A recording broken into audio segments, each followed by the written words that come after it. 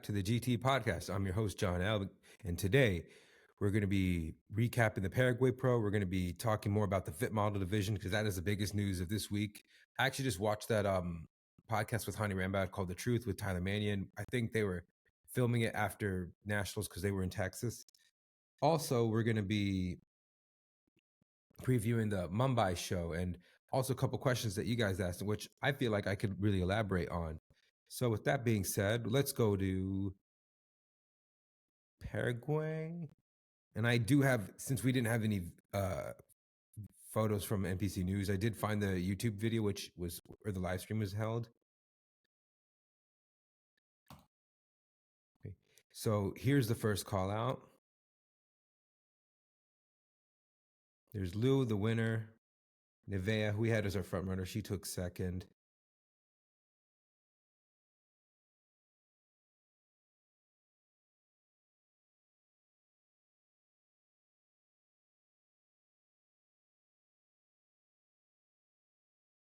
Here we go.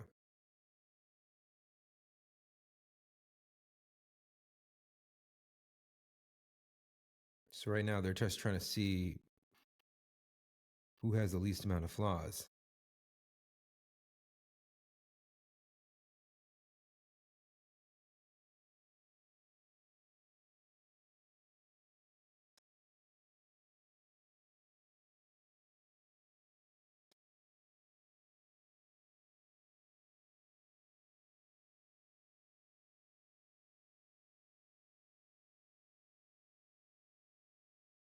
I'm not familiar with them. I'm not familiar with some of these girls. I do know that's Mariana, but outside of them, I don't know much of them.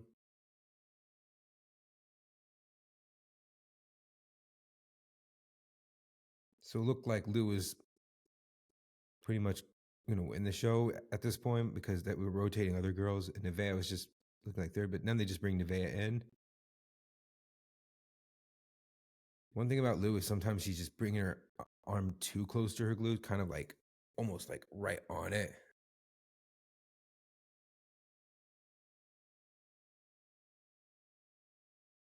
Okay, pause. So I think what helped her was her glute projection on her outer glute, and she's more wider up top. Nevea just needs more width. I think what would help her out would be more width. I love her hair here. I just feel like her curls start way too high versus it's better to kind of go where it's much lower. That's just me picking at things. She could just use a little more glutes, but that's just how their genetics are.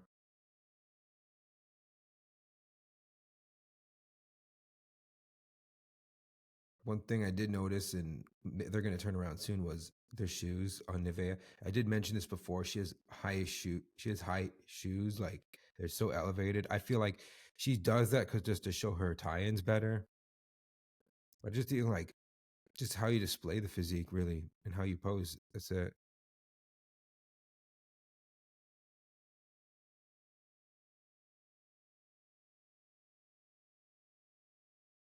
But I would give Nivea the front.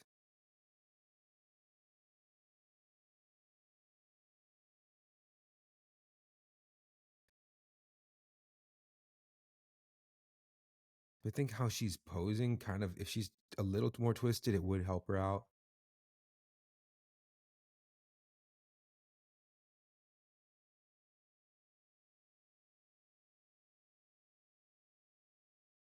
Right, so they already decided top four. This is finals. This is the actually no, top four confirmation.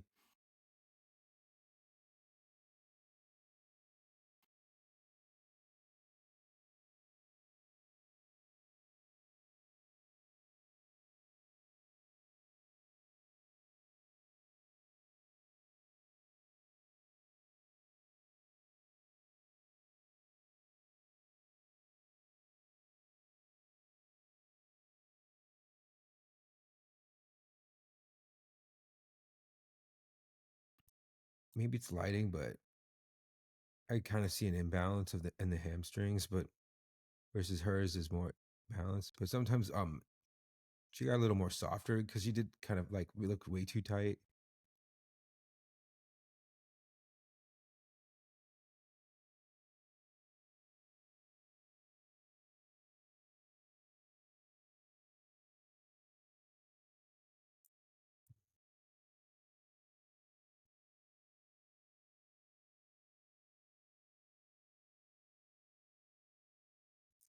One thing I would critique her on is it looks like sometimes she's like sitting into her hip.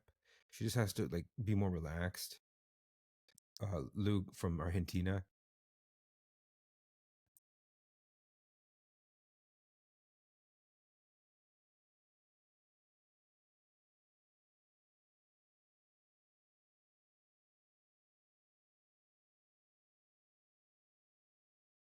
Hmm.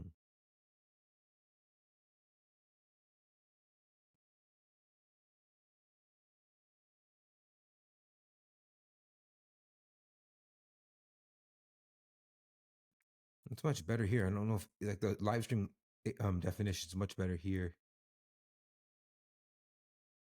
So you can kind of see just she needs a little more glued. It just she's right there to win it. And I do think that she can get a Olympic qualification, but I just feel like how she presented it on that show day really carried her over. Do I think they both have a lot of things to fix? Yes, I think they do. It's just gonna be with more time. I think she could use just maybe like a little more projection just to match her legs.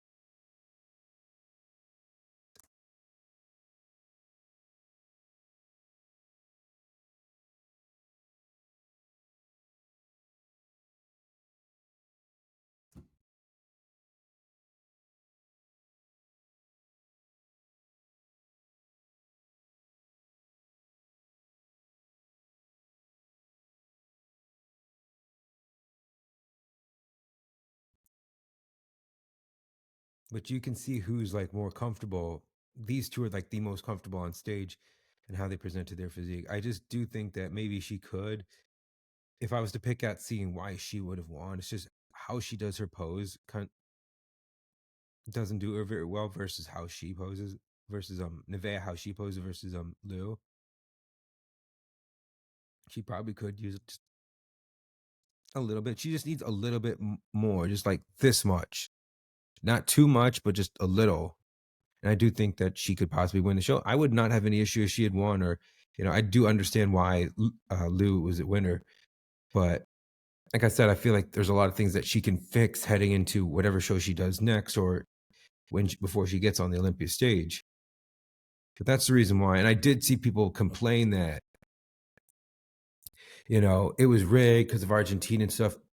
The two of the judges are former figure Olympians. The head judge is a Brazilian figure Olympian, and they have experience. They've done shows. There is nothing rigged about it. It's just whoever displayed the physique. This is what they show. That's what won, and that's that. But China, I believe, Yu Yanga, we kind of expected it to win. It kind of felt like it was like kind of the same result in Japan, where it was the top three was the same. It was Yu Yanga, the girl from I think China, and then Zinyi. Let's get to that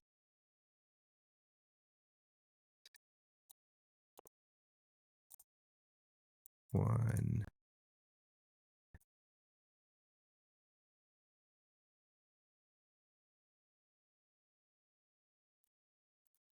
So here's Yu Yanga. I don't know. I like the purple suit on her better, or the blue one. Have seen her wear purple, green, and blue. Now this is red.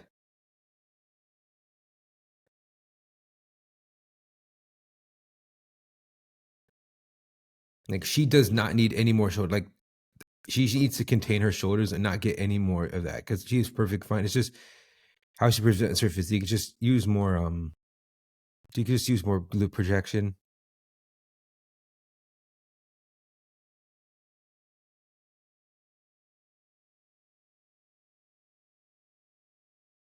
But congratulations to her. 2 pro wins this year and already qualified for the Olympia next year. Just needs more time to grow into the physique. I mean, she's only been a pro for now a year. Turned pro last year in, I think, around summertime in one of the amateurs.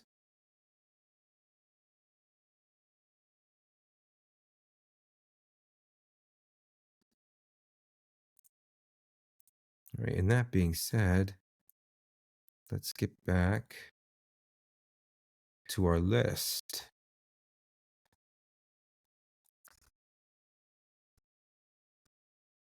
All right, here we go.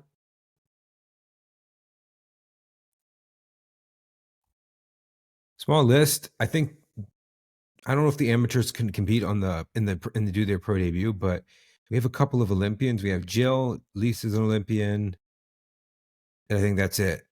So going into this one, I think Lisa will be our front runner to win.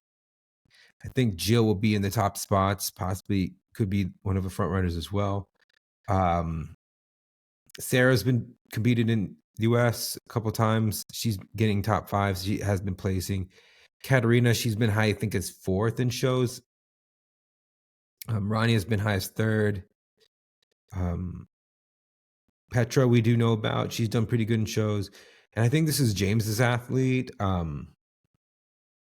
Hannah.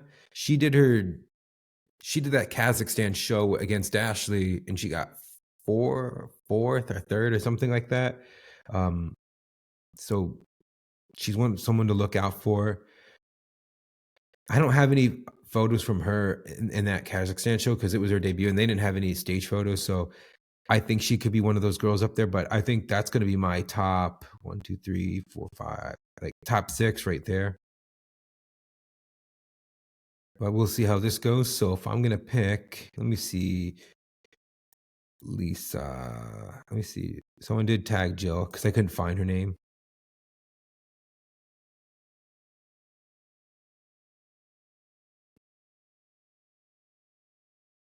I think from a last show.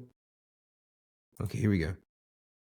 I do not like this suit on her. It just does not do her any justice. And while she was in like the third or fourth call out, I felt like some parts could be filled up. I think she did. I don't know if she's still working with James or not, but she needs a better suit. This looks like this is very cheap material. I think James said it was like a Walmart suit almost. Get with Toxic Angels. Use code J. Just saying. Margaret and Kat will make you something totally awesome.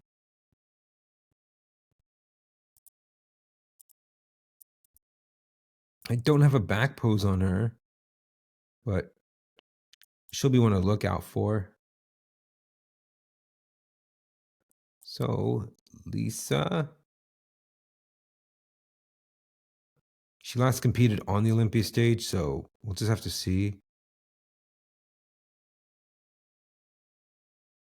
And the biggest thing with her is sometimes she comes in too hard and too tight. And just presentation things, like she needs to fix her makeup to like what it is now. And if she cropped her hair, it would help her. She had a 1 point difference for second in, I think, Texas to Mikia. No question, she has a great physique. It's just how she presents it and how like she comes in, really.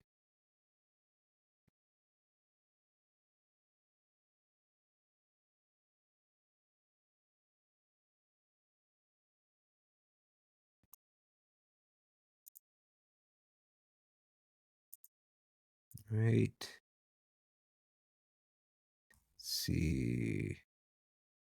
Rania.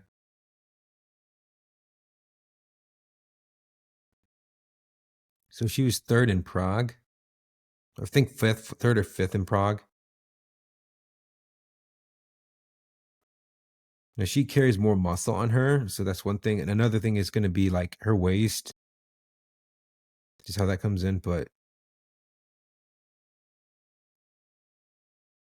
because she carries more muscle and she's more of a thicker girl, it's going to be like hard for her. But it's just going to be if she can create that illusion in her physique, she could obviously be that one girl that could take the win.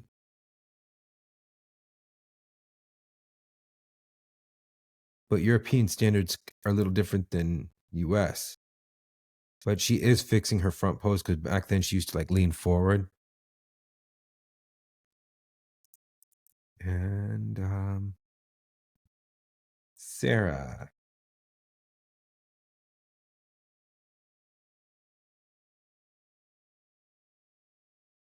So she did the Kansas City Pro.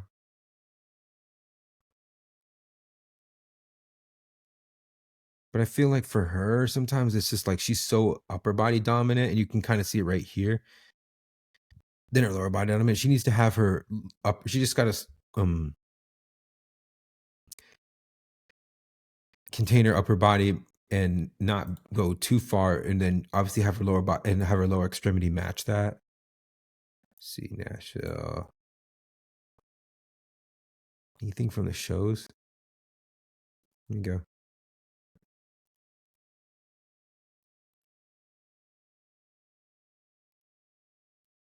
Right.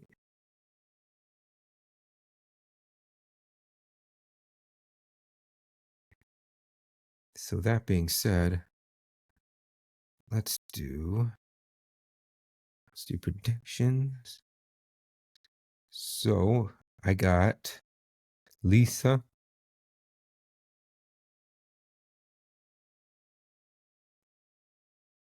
Jill,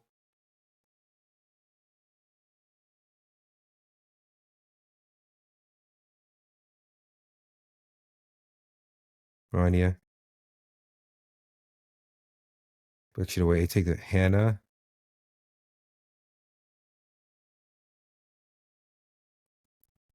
Katarina.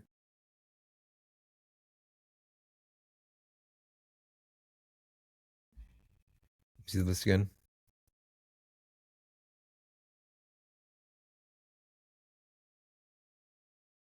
Who's placed top 5? So Lisa, Jill, Hannah, Katarina, Rania,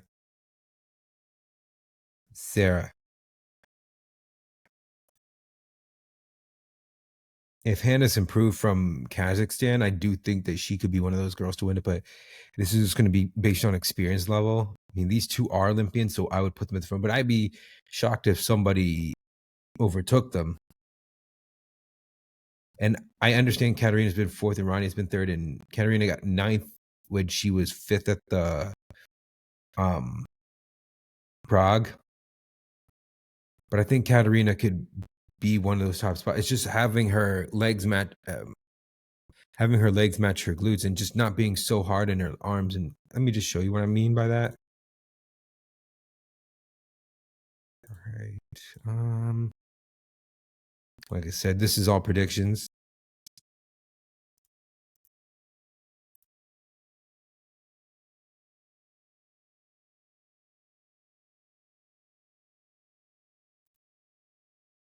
Do I have any close-ups?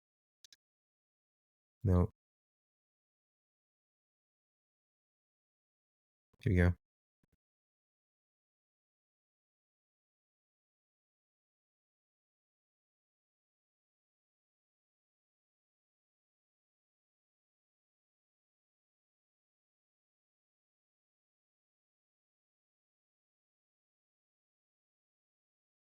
Used to just bring down her arms.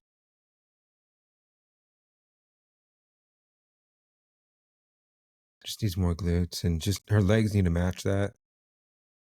Hold on, let me see when she stands by herself. She just needs more glute and just a little more leg. That's it.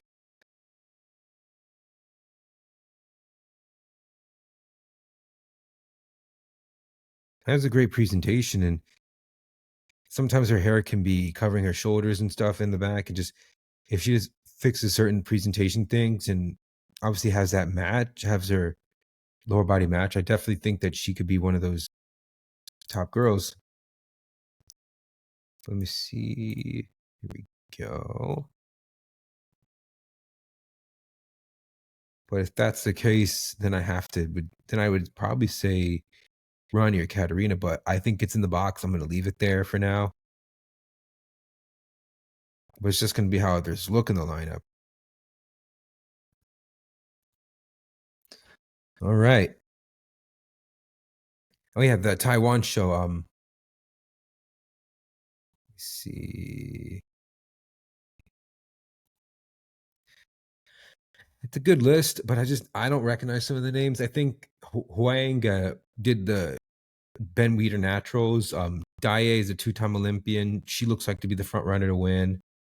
But some of these names I'm not really familiar with. Jewel, she has placed, I think she got 2nd to Ashley, I think, in one of the shows in the I think she did Chicago. I think Vancouver, that's what she did. Let me see. Share.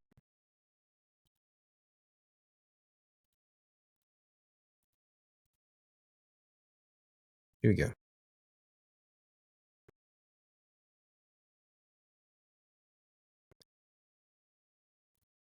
Did she do Vancouver? She's getting first call outs in a lot of the shows and placing top tens.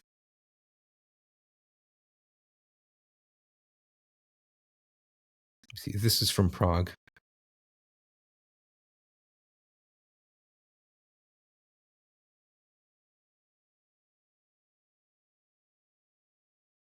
think she got 11th here.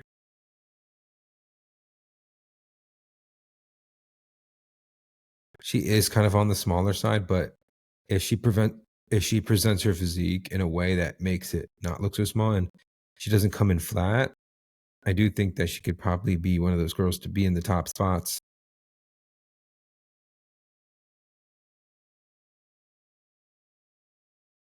Maybe it's the lighting, but her tan looked a little too light because it looked like her hair matched her tan color.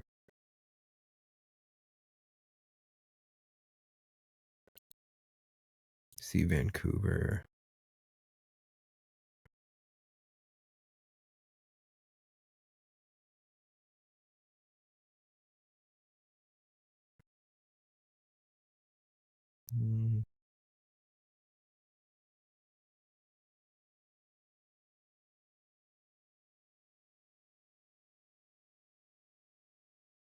I think that was what, months ago. Okay, we'll stop. So a lot of people have been saying a lot of negative things about this whole fit model division. I'm just going to tell you this: it's a business. I feel like if you're in it, it's a business to make money. That's the whole point of it. You want people to be part of competing and be part of bodybuilding. You got to do something to, draw eyeballs to go and see that and want to be part of it and go, okay, this is something I can do. And listen, I have no right to say what's right, what's wrong, what's too much and what's not too much. Cause when I show a bikini girl to some girls, especially what they look like now, and I love bikini and that's something I cover and I'm willing to be part of it. And I want to be part of it. And I really do. I just think the problem right now is just how do you get people to want to do it when they look at something that doesn't look attainable to them? To me, bikini is attainable. That's the entry level division. But to like an average person that sees bodybuilding as like a niche, which kind of is, they see someone with cap delts and they're like, oh, that's too much. Oh, they don't like that. To an average person, they don't do it. But like for someone who likes to train, someone who likes to go to the gym, someone who says, hey, I worked hard, I want to display my physique and see how that goes. This is something that they want to do. It's great because remember, back in the day, it was just women's bodybuilding, fitness, and figure. Only one division had heels, and that was actually two because fitness did a physique round, and obviously they have to wear heels, and then they obviously figure. But there was only two divisions that wore heels on stage. But as those kept getting bigger in size and conditioning, it did not really have people participating in it. So then you go for a smaller physique, which looks more realistic and attainable. Then people went for bikini. But the thing with bikini now, and I still love the division. I'm not harping on it in any way, shape, or form. It's something I'm still going to talk about on this channel. It's something still I'm going to coach. I'm still going to recap and analyze. But conditioning, tie-ins, how difficult it is just to fit a physique type into the criteria.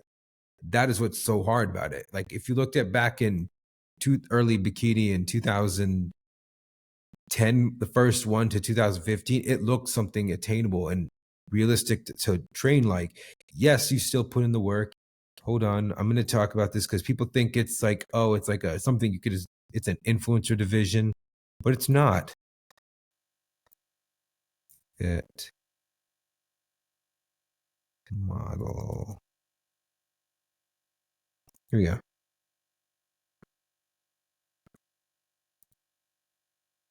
People keep saying that. How is it like attainable when Ashley has abs? Ashley's always had abs like that. It's just something that she has kept fighting it to look like.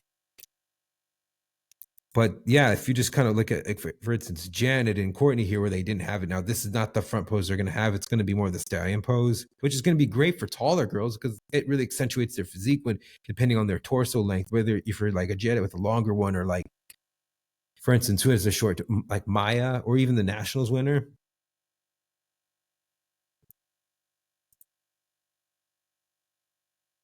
It looked like attainable. It's a look that people wanted. People they're not chasing massive physiques. They're not chasing being so jacked up top. And they want something that's like, I can look like that. And Ashley had that look when she was Miss Olympia 2013 to 2015.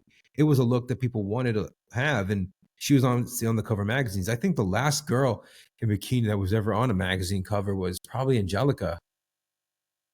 If I recall, I think that was the last time anyone was ever on a Hers magazine or MD when they were still around. But the thing with Ashley is she's a track athlete. She's a former Division I track athlete. So she's built differently than other girls. She's very competitive than other girls. You can kind of see why she competes a whole lot in the year because of that whole reason.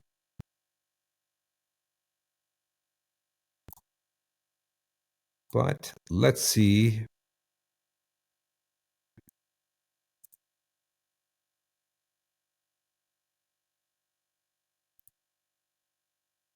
I think Becky has a good description of it. Actually, I have it on my page.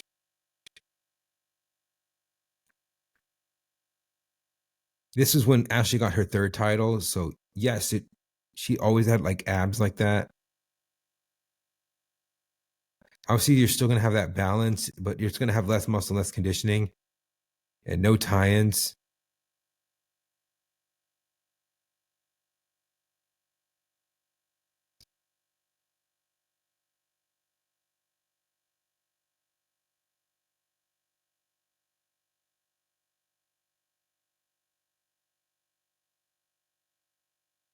But if you just kind of look at this, it looks more realistic to look like it. This looks like someone who puts in the work in the gym, puts effort, puts into dieting. You think it's so easy for Ashley to look like this? It's not. She has to suffer and diet just like everybody else. She has to cut out foods, get into a 16, 12 week, 16, 12, 8 week prep, and obviously get ready for this because you got to keep in mind she was defending her title and she had to get ready for it. It wasn't something that she was just like, I could easily win this thing. No, when every year that she was winning, the numbers of the competitors kept going up, up, up, up, up. So when she won in 2013, there was 22 girls, and then 14, there was 27. This year, there's 32. And then when she went for a fourth title, the one that she lost in her fourth time, when she was going for a fourth title, the one that she got fourth in, there was 42 girls. So the number of competitors kept going higher and higher and higher. But the cream of the crop always goes to the top. And that's a thing. It gets difficult every year, especially in bikini. It's hard to like even go into the entry level, but you just have to have the good genetics for that. And it's kind of discouraging when people see something where it's like, it's not attainable. So I think it's good on the business side. Now, do I think that other divisions will be removed? Possibly. The numbers are down, and a lot of promoters are not putting up the shows because they're not getting the sponsors to support it. The ticket sales, the pay-per-views are not going up in numbers because that's where promoters make their money from. They have to pay sanction fees to the pro league just to have their show being ran. But if they don't have athletes doing the shows, they don't have a show. It's kind of like that Godel saying with 212 when they removed it from the Arnold because all the top guys don't do it. So how are you going to have a show for 212 and no one comes? Is Derek going to do it? Probably not. Sean Clarita? Probably not. Calderon? Probably not. Is what's his name? Kamal going to do it? Probably not. So if those guys don't do it, who's going to do it? Keeping it. Anyways, that's just my take on it. I think it's great. I think it's something that will get people more involved into it. And it's good to have this. So then there's going to be that natural progression where someone starts in this and then they can gradually, if they grow out of the division, they can go up into bikini. They can go up into figure. If their genetics are lower body dominant, they got wellness right there. That's something that I think could be great for them just to start. Now for the men's side, maybe they'll add something for the men's side because back then men's physique was that entry level division, but now all the men's divisions have weight caps except for the open. So it'll take time, but it's just something that they have to look and say, what gets an ROI out of it?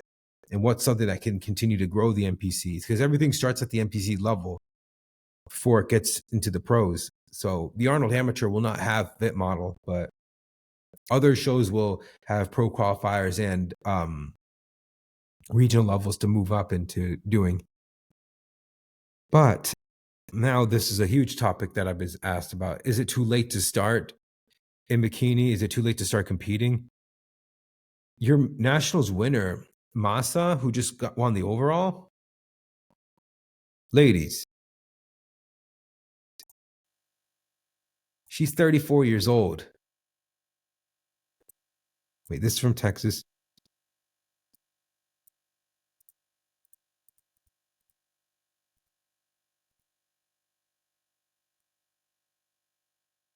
The number one thing everybody kept saying about her was, I love her hair. I love her hair. I want her hair. Masa, please tell everyone who your hairstylist is because they love your hair. Just saying. But most of the pros now that I'm seeing, they're in their early 30s. They're in their mid 30s, like 30, 32, 33, 34. They're just starting because I feel like you're more mature. You're more mentally and physically ready for everything versus when you become pro in your early 20s, you get burnt out so easily within a couple years. And, the toll it takes on how young you are and how much pressure you exert on yourself. And when you kind of push that, and at some point when you push that envelope too far, I think it's much better to now to be in your 30s. I'm not saying you can't compete until your 30s, but I feel like if you are more mature, you want to do this. You've built a physique for many years. I mean, this is someone who's been competing for the past 5 years before she turned pro. The girl at Universe, Carla, she's been competing for over 10 years and then she turned pro. But a good physique takes time, and your Miss Olympia champions outside of Issa, Jen, and Laura Lee, who became Miss Olympia in their 20s, every other Miss Olympia, like Maureen, Janet, Angelica, they became Miss Olympia in their 30s, in their early 30s, because of the maturity. Let me show you guys. Let's break down Moss's physique right here. So I like the red suit. It does contrast well with her darker hair, and the tan's really good. I just think for her, she just needs to be a little tighter in the back. You kind of do see right there. Just a little tighter back and just a little more glute. She has a shorter torso, so it's just going to have to make everything around her stand out. Like if I look at her, she's kind of like, what's her name? Maya, where her torso is shorter. She has great glute inserts. It's just going to be like more projection up or out of glute. That's going to help her out. Her shoulders are fine.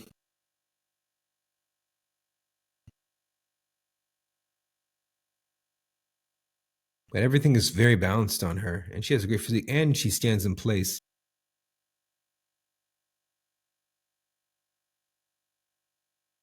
Like she does not need any more shoulders. She is fine from her front and rear delt and her medial delt. Everything is like on point. She doesn't need any more of that.